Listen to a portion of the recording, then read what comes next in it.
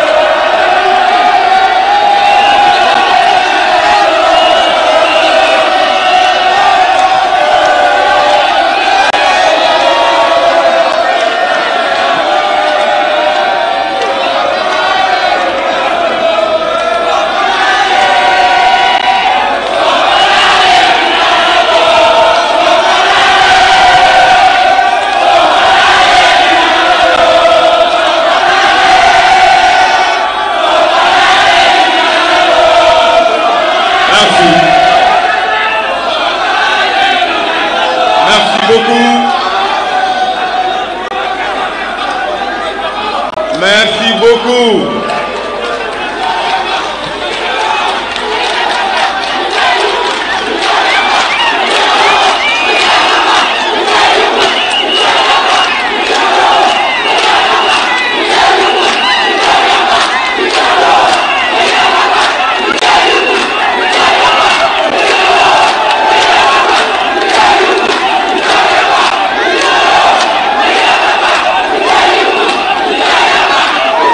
Merci.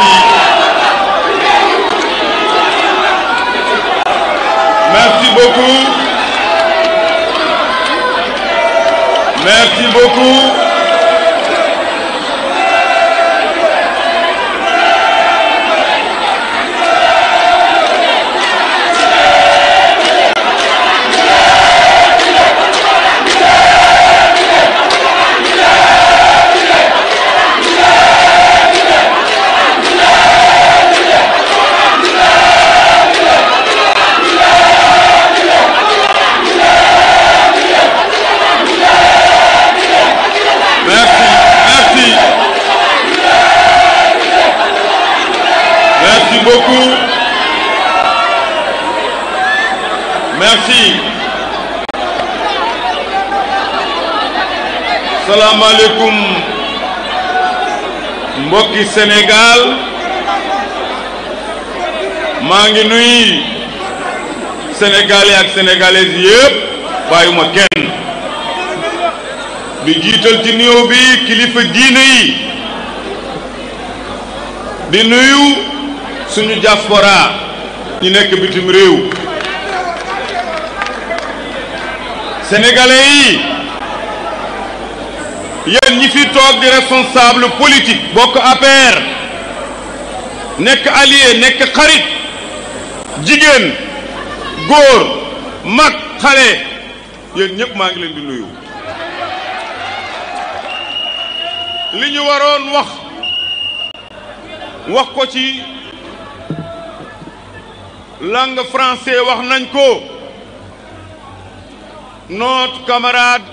Maître Moussa Bocar Thiam wax na ko mu war ko wax ci olof wax na ko man d'abord damay gërëm ñi fi toog yépp ak ñenn ñoo xam ne bëgg nañu teew ci rassemblement bi mujj ñoo ñëw ñëpp laay gërëm bàyyiwuma kenn di jiital ci nuyoo bi nag koo xam ne toogu fi tey Monsieur le Président Macky Sall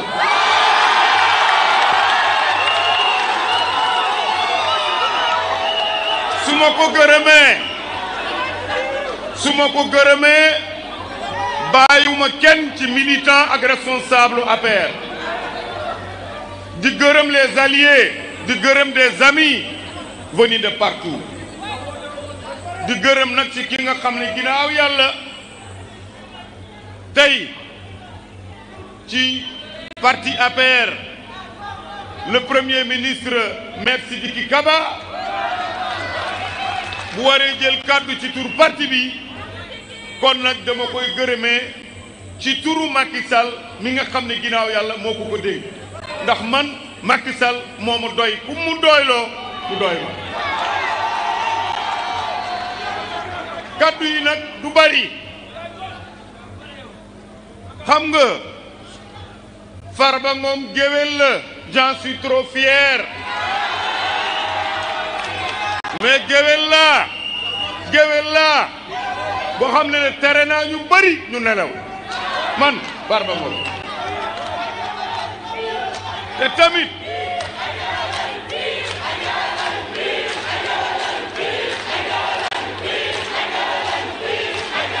merci ma ne xeex bi ginnaaw yàlla ñu suma ko nii ma ne xeex bi soobee yàlla tey déclaration yi ngeen fi dégg ma wax leen lenn rek dama bëgg a rassurer militants yi bëgg a rassurer camarades de parti yi bëgg a rassurer les alliés Inch'Allah combat bi ñuy tàmbali nii xaw ma ku koy fekkee mais ndam rek Inch'Allah lañ ci jëlee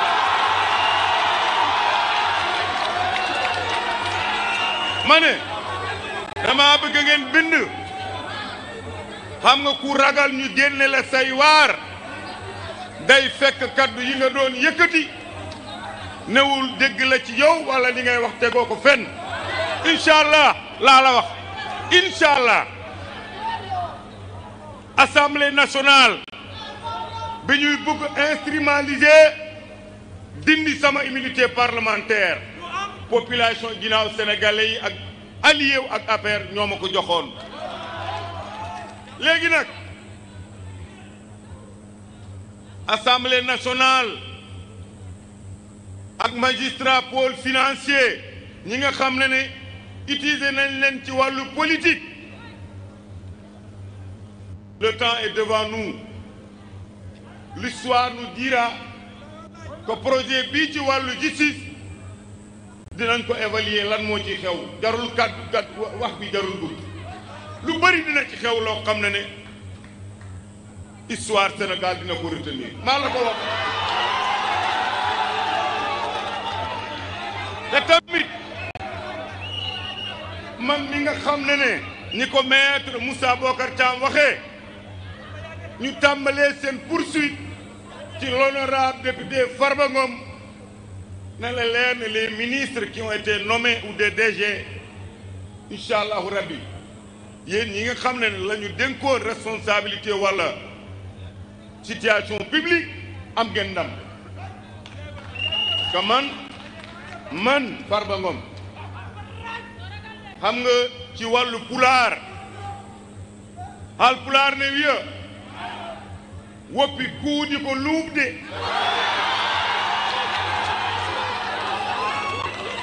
Haalpulaar ne wiya woppi kuuɗi ko luuɓde Haalpulaar ne wiya woppi kuuɗi ko luuɓde ha yeeso ko laawol mi waɗaani menacé de kono mbinde ndaaron holto ɗum terminta mbinde ndaaron de au moins j'ai eu la chance Farba Ngom naatde histoire Sénégal min Farba Ngom parce que bu ñuy wax tey wàllu immunité parlementaire ñi nga xam ne dindi nañu seen immunité parlementaire ci assemblée nationale du man kenn mais buñ ko naree def dinaa ci bokk loolu mooy dugal nañ ma histoire mais histoire biñ ma dugal nag incha allahu rabbi ndam lañ ci jëlee bu ci yàlla am ma wax leen lenn tamit Ousmane Sonko laa wax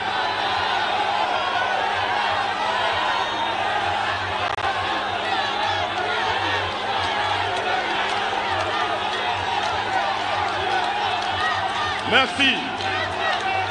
déglu leen rek Ousmane Sonko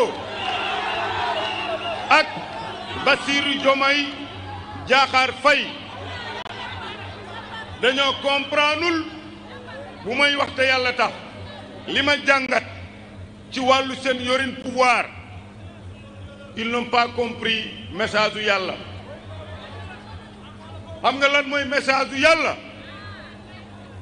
wax la dara loo foogutoon mu wax la ko li nga xam ne musoo koo sóoraale wala xalaat ko te déggoo ko mooy lan laaj leen ma mooy lan ñaar ñooñu ki nekk président de la république keneen ki nekk premier ministre Ousmane Sonko ci wàllu àdduna doxalinam ci wàllu politique musu woon xalaat ne dina xëy nekk premier ministre Bassirou Diomaye Faye ndax Bassirou militant am la woon Bassirou Diomaye Faye musu woon xalaat ne yàlla dina ñëw mu falu nekk président de la république nga xam ne moom mooy nommé Ousmane Sonko premier ministre loolu mooy message yu yàlla loolu boo ko comprendre réew mi yàllaa leen ko jox sénégalais yi jox leen ko loolu nag bu amee da ngay comprendre message yu yàlla suñu borom moo dogal loolu bi ñuy créer seen parti le combat de Bassirou Diomaye Diakhar Faye c'était de élire Ousmane Sonko def ko président de la république est-ce que yàlla nee na waaw yàlla nee na déedéet Bassirou yow miy jëloon engagement yóbbu Ousmane mu nekk président yow yaa koy doon Bassirou mënu woon gëm loolu Ousmane yow miy créé woon parti nekk président di Pastef tey yaay nekk premier ministre Bassirou Diomaye yàlla woone na boppam waay ëllëg tamit buy def dara di ko dogal du taggu Ousmane Sonko du taggu Bassirou du taggu Farba man nag sénégalais laa boo xam ne comme tous les sénégalais justice soxla ma mais lu tax man justice du ma soxla maay kan ba justice du ma soxla mais booy lever immunité parlementaire du ma juriste comme les avocats que vous voyez ou les avocats de Farba Ngom ñi nga xam ne demain bu ci yàlla àndee am nañu conférence de presse wax ak askan bi ci Café de Rome ça je parle ça à la presse à 15 heures tout le pôle des avocats de Farba Ngom ñoom dinañu dugg ci droit bi ba mu saf-saf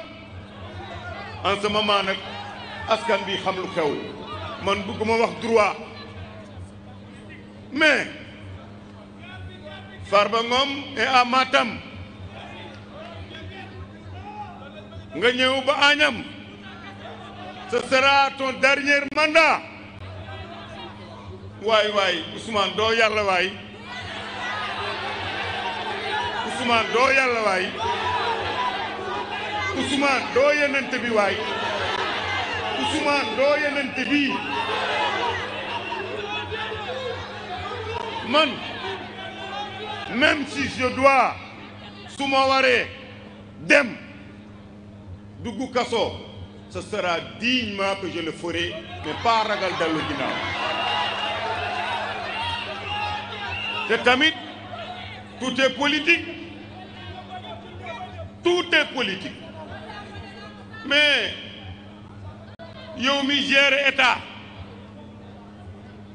tu sais que kii kenn musu koo nommé ministre nu directeur général mais yàlla nag ñëpp la fi nekkal de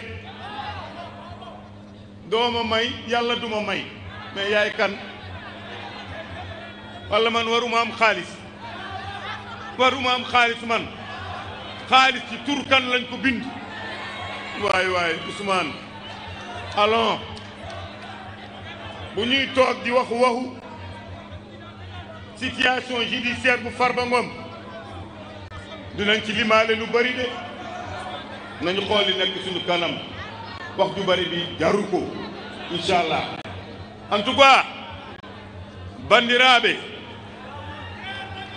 mi famno on seeɗa rek goto fof yo hakkille mum yeet faama so waaruji gartirama o wiyatno ko Macky Sall yiɗa Casamance naaɓe enen ne est ce que Ousmane Sonko ene yiɗi Fuutankoɓe walla ɗum noon wona Farba Ngom tan wallate goto fof yo yi darde sippirede pour oɗo combat jiya hen ko hoorema mbaɗanta gonɗo Fuuta o woni ko yiɗa ko leñol ngol gonɗo Fuladu e kala ɗo gonɗa e leydi Sénégal gonɗo diaspora o yiɗa leñol ngol ɗum noon ene jogii no gollirte taw wona ɓernde daroɗe haa tiiɗa combat o so Allah jaɓi ko puɗɗiɗo tan tema woɗoyi so Allah jaɓi sen narima o yawat raɓɓinde balɗe combat o inchallah kono noon ne namdi darde de ala kulol pourquoi kulol holto fawi neɗɗo ne hula paame kala ko wari haako mayde hen mbimi kala ko wari haako mayde hen mane ci kàddu olof lépp loo xam ne rayaale ne mbuum dina ci deewaale maa ko wax lépp lu rayaale mbuum nga tànk benn dànk bu baax nga dugal ko ci sa biir gémmiñ bu rayaale mbuum bi rek dina deeyaale ci biir li nekk ci kanam rawul bët wax ju bari jaru ko man du ma menacé comme nu mu daan def lan la fi Ousmane Sonko waxul Macky Sall man du ma menacé mais nag nan dem procès bi ñi koy gérer on y verra l'histoire mooy wax man du ma wax l'histoire dina wax man du ma wax lu nekk ci kanam mottali leen seen xel yi bu fekkee na am na kuy tiit di saali di capitulé du géwél bii nag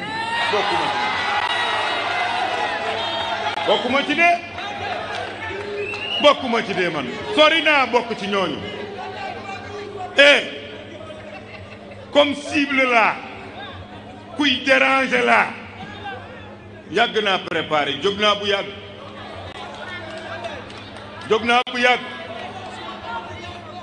moom aussi moo ma jógloo te ma dem ba xam ne importance bu ma amoon dans le pouvoir de Macky Sall même importance boobu laa am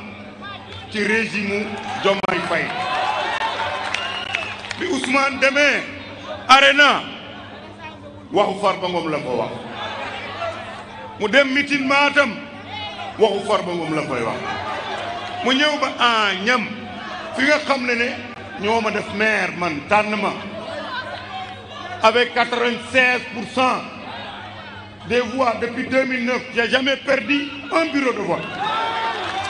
vote j'ai dit dans l'arrondissement et sous contrôle nga ñëw dal ci kaw Farba Ngom ñëwaat fi assemblée donc quel que soit importance sax bu ma amoon tuuti ci régime Macky Sall dama gën a am importance ci régime Bassirou Diomaye Faye ndax maay waxtaan kenn tuddutul kenn waxatuñu waxu kenn man rek maay socc bi c'est une fierté d'ailleurs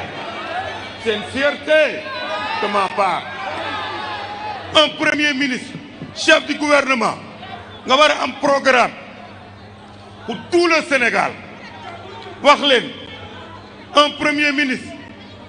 qui avait dit que lekk xaalis fonds politique riba la un premier ministre qui a parlé de 1000 milliards mu ngi ci compte ak yeneen ne Farba Ngom rek Farba Ngom 2 Farba Ngom léegi nag même bu dee man Farba Ngom joxoon nañ ma xaalis réew mi ba ma sàcc ko affaiblir na justice ndax bu ñu activer samay mbir totalement ça devient politique au moment que état wu Sénégal musuñ maa dénk dara maa ko wax fépp fu ñu gis trésor public xaalisu réew mi jël naa ko waaye nee naa leen man maay livré wu ci gendarmerie te boobaa yéen ñii les militants responsables qui travaillent avec man je serai honnête avec vous nee leen man nag bon xam nga xaalis dafa neex def naa njaaxum man j'assume mes responsabilités mais lan la ma état mos a dénk mais kenn koo xam ne daf may liggéeyloo ma yeewu suba teel war a grasse matinée toog ci salle d'attente yi dugg ci ascenseur yenn saa nga paan ci ascenseur risque la wàcc soo ma liggéeyloo doo ma fay non moom xam na kuy liggéeyloo nit bi mu créé ay bureau consultant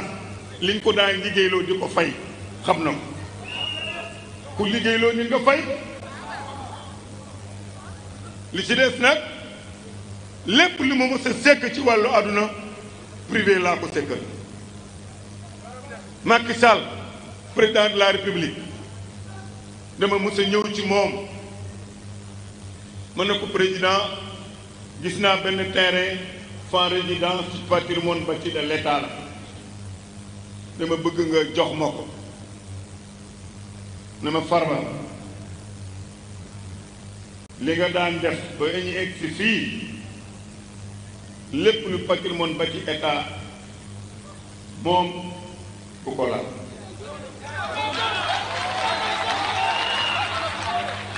ma ne ko man nag président dama fokkale trop ci suuf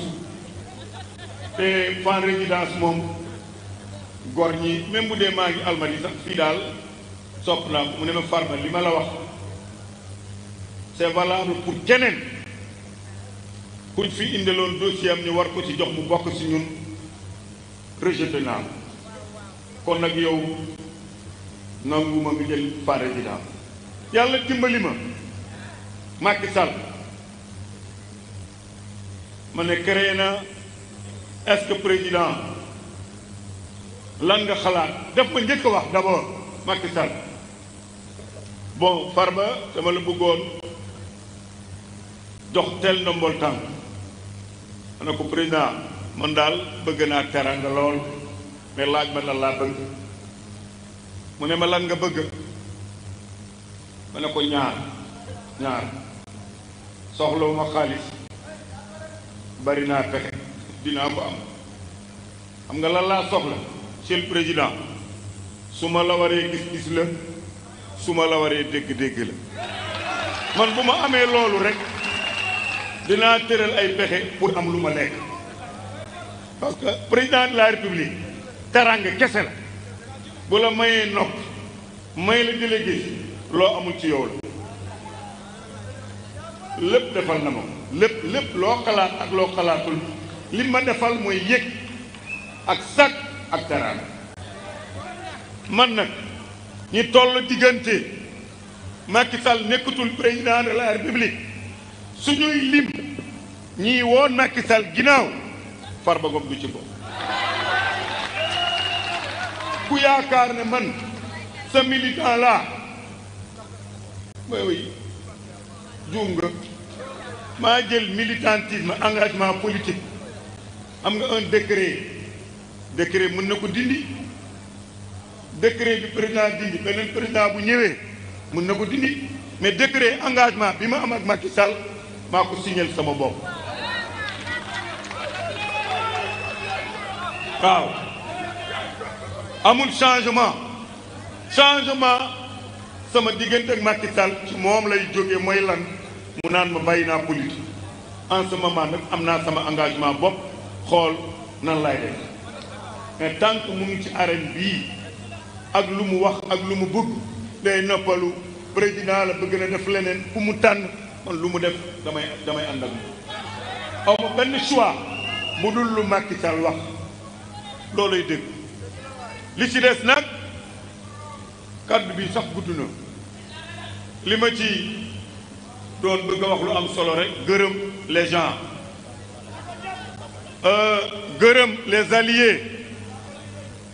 ki wax ci seen tour notre ami et frère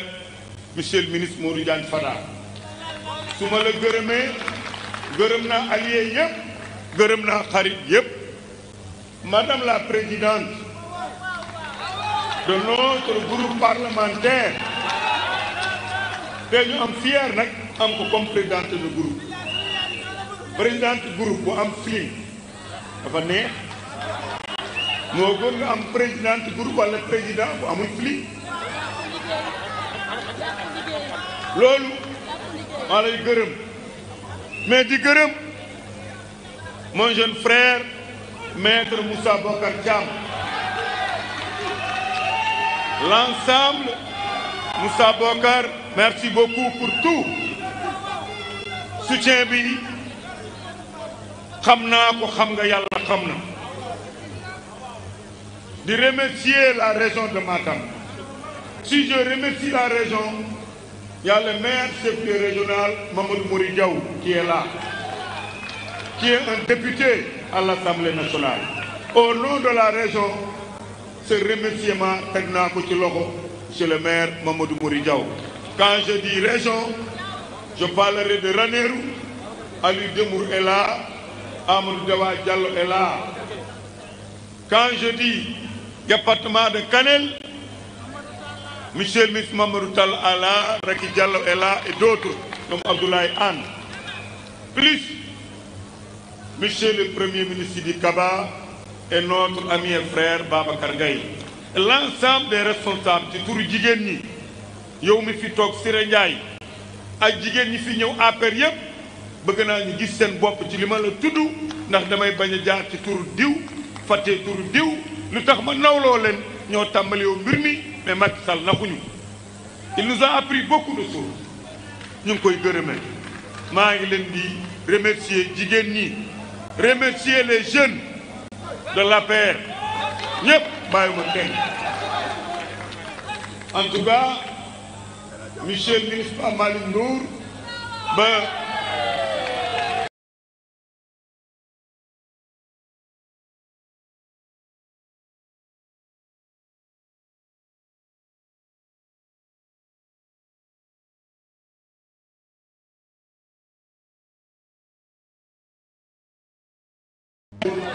yéen ñëpp dama leen di gërëm c'est-à-dire bàyyiwuma kenn parce que wax dëgg yàlla mbir mi kontaan naa tamit kontaan naa trop macha allah soutien bi moo na et là c'est un combat comme politique la ñuy tontu ba mu saf li ci des nag mu ngi suñu kanam. Duga kontaan na bég na yàlla baax na lu dul yàlla mooy jiitu mooy mujjee ngeen baal ñu tuuti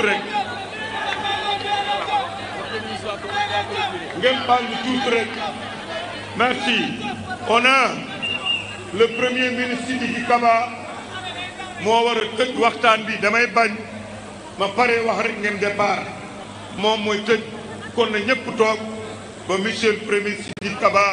mooy wax ci turu APR di nuyu nag tous les amis ak les députés j'avais vu ici tout à l'heure Moussa Sarr il était là de Podor moom tamit maa ngi koy nuyu turam ak turu son responsable docteur Cheikh Oumar Anne ak l'ensemble des responsables du Fouta yëpp voilà maa ngi leen di gërëm ñëpp kon nag voilà merci beaucoup. Merci.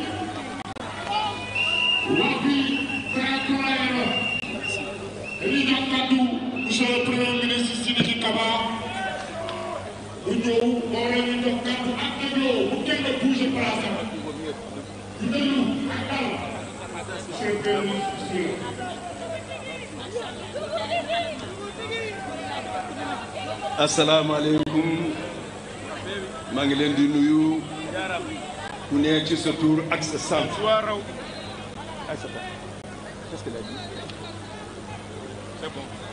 C'est bon. Je voudrais parler et vous adresser les messages du président Macky Sall. Le président Macky Sall vous adresse ses salutations fraternelles. Il est avec vous, il est avec nous. Il m'a dit de livrer un message en 3 points. La première des choses, le président Macky Sall voudrait remercier tous les alliés, les partis d'opposition, tous les sympathisants, tous ceux qui se sont mobilisés ce soir pour venir répondre à l'appel de l'APR. Il voudrait essentiellement aussi remercier tous ceux qui ont pris cette initiative pour que nous puissions nous retrouver ici ce soir et adresser un message fort de solidarité, de fraternité et d'engagement auprès de notre frère et ami, l'honorable député Farba Ngom. Le président Macky Sall m'a dit aussi d'insister sur un point. Ce sont les qualités personnelles, ce sont les qualités humaines de Farba Ngom qui doivent être connues et qui sont déjà connues et sur lesquelles il faudrait revenir pour dire que c'est un homme courageux, c'est un homme fidèle, c'est un homme loyal, c'est un homme engagé, c'est un homme résolu, c'est un homme décidé, c'est un homme qui ne trahit jamais. Il me l'a dit de le formuler en ces termes. Et lui-même, quand il a pris la parole, il a montré que lui aussi, il reste un homme qui sera toujours à côté et toujours avec le président Macky Sall. Mais ce que j'ai constaté aujourd'hui, c'est que l'APR, avec ses alliés, avec l'opposition et la diaspora, tous confondus, ont eu aujourd'hui une après-midi de fierté. Votre mobilisation est exceptionnelle. Votre mobilisation pour marquer votre soutien à Farba Ngom rassure. Maintenant, que nous sommes ici à vous dire que si nous continuons cette mobilisation partout, comme nous l'avons fait, l'APR continuera son combat et gagnera son combat. C'est un combat d'unité. Et à vous écouter, à vous entendre, à voir votre marque de sympathie, votre marque d'affection, votre marque vraiment d'engagement vis-à-vis de l'honorable député Farba Ngom, il ne peut que ressentir de la fierté et nous ne pouvons que ressentir de la fierté. Tous ceux qui sont passés, on dit que c'est un digne du Fouta, un digne fils du Fouta, mais il est un digne fils du Sénégal. Parce qu'il est un éminent responsable national de l'APR qui a engagé tous les combats de l'APR et tous les combats qui ont été des combats victorieux, dont le combat de 2012 qui a permis au président Macky Sall d'être le président de la République du Sénégal, et les autres combats qui ont permis au président Macky Sall d'être encore président de la République avec la confiance du peuple sénégalais avec 57%. Donc c'est un homme de courage qui a mené cela et qui est, si je dois parler un tout petit peu en tout couleur, Farba Ngom Kombarodi. Et il faudrait le dire. Maintenant, le message le plus important aussi, à travers les messages du président, nous avons aujourd'hui et surtout nous sommes à un tournant historique. Le pays a connu des alternances pacifiques. Il a fait une transmission pacifique du pouvoir. Aujourd'hui, ce qui est important de retenir, il y a un éminent membre du parti de l'APR qui est poursuivi. Je voudrais dès le départ, comme il l'a dit, et comme je le crois, et comme nous le sommes un parti de gouvernement qui a dirigé ce pays pendant 12 ans. Il n'a jamais été question de remettre en cause la reddition des comptes. Mais nous avons dit que la reddition des comptes ne doit pas être le règlement des comptes. La procédure qui est engagée devant l'Assemblée nationale, Madame la Présidente de notre groupe parlementaire, Aïssata Tall, que je félicite pour sa pugnacité, sa persévérance et son engagement et son courage à l'Assemblée, nous a dit c'est demain que les décisions vont être prises. Nous savons que les choses sont faites. Sans doute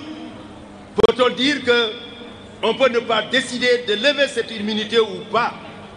mais nous avons la conviction qu'il en sera ainsi. Mais ce qu'il faut retenir, et c'est ça qui est important, cessons de dire que Farba Ngom a fait ce qu'il n'a pas fait. C'est un présumé innocent. Tant que la justice n'aura pas pris, c'est ça le système sénégalais. Les droits de la défense doivent être respectés. Il faudrait continuer à dire que c'est un homme innocent. Et tant qu'une condamnation de justice n'intervient, on n'a pas le droit de le condamner et de dire qu'il a fait ce qui n'est pas encore prouvé. le dossier dont il s'agit n'est pas entre les mains de ces avocats qui sont d'excellents avocats qui vont s'exprimer demain et dire ce qu'ils pensent de cette procédure.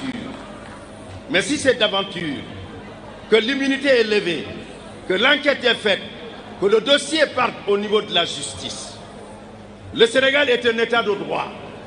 Cela signifie que la justice doit fonctionner sur les principes d'équité, d'égalité et surtout de non-discrimination. Si notre système judiciaire a eu sa crédibilité, c'est parce qu'il y a eu des magistrats indépendants qui ont pu, en leur âme et conscience, prendre des décisions en se fondant sur la loi et leur intime conviction. Nul n'est au-dessus de la loi, mais on ne doit pas le condamner. Nous avons toujours dit que le droit et la politique ne font pas bon ménage. Et pourquoi? Quand le droit, quand la politique entre dans le temple de Thémis, c'est-à-dire au tribunal, le droit sort par la fenêtre. Or, il faut juger selon la base des documents que nous avons. C'est pourquoi nous disons, cet homme qui est aujourd'hui innocent doit être considéré comme tel et que l'on puisse cesser de l'accabler, de l'insulter, de le présenter comme étant un malpropre. Il n'est rien de tout cela, c'est une atteinte à sa dignité et tout justiciable du Sénégal mérite respect et considération. Farba Ngom mérite ce respect et cette considération. kon nag mbokk yi wax ji benn la Farba Ngom wax nañ ko ñu ko fi témoigner bare na El Hadj Abdoul Aziz Dabakh nee na diw baax na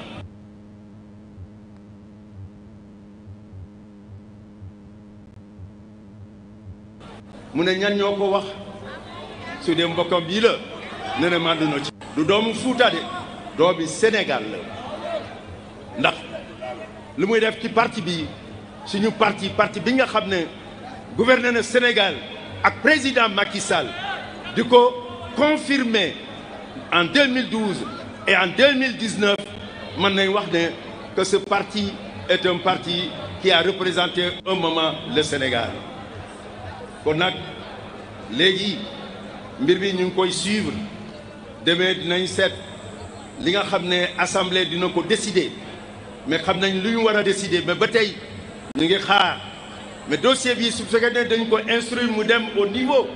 donc de la justice lu ñu war a rappeler justice dafa war a dox ci base yi ñi nga xam ne tey ce matin c'était la rentrée solennelle des cours et tribunaux la justice moom moo war a atte su fekkente ne différent am na daf ko war a def ci base bi nga xam ne mooy l'impartialité mooy l'équité mooy la justice mooy tout individu tout justiciable a droit à un procès juste et équitable mais ce qui est important lan mooy suñu message tey mooy message du président de la République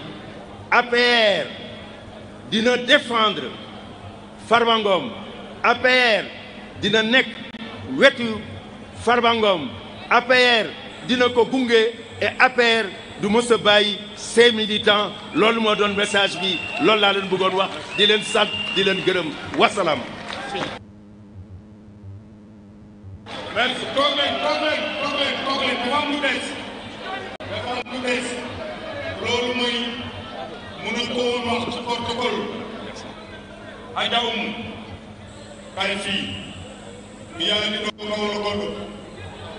dañuy démarrer combat bu ñuy démarrer combat dafa loo xam ne dafa bokk ci suñu culture ala kuy alin sooy dem arène da nga am hymne national di nga xam ne saa yoo ko defoon dina nga nam loolu kenn du ko bàyyi ginnaaw yàlla mooy dundal suñu xol dafa bokk ci suñu culture dafa bokk ci loo xam ne ci suñu mystique dégg ci yàlla andee seetaan leen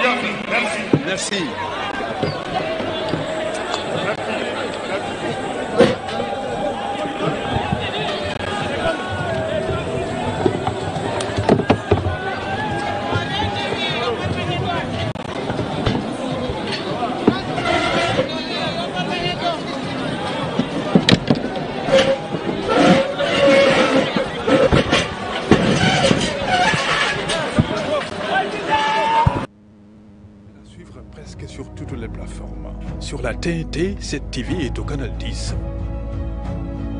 Sur le bouquet Canal+, votre chaîne de tous les événements est au canal 218. Cette TV est également disponible sur le bouquet orange de la TVO au canal 10. Cette TV, la télé qui nous ressemble et nous rassemble.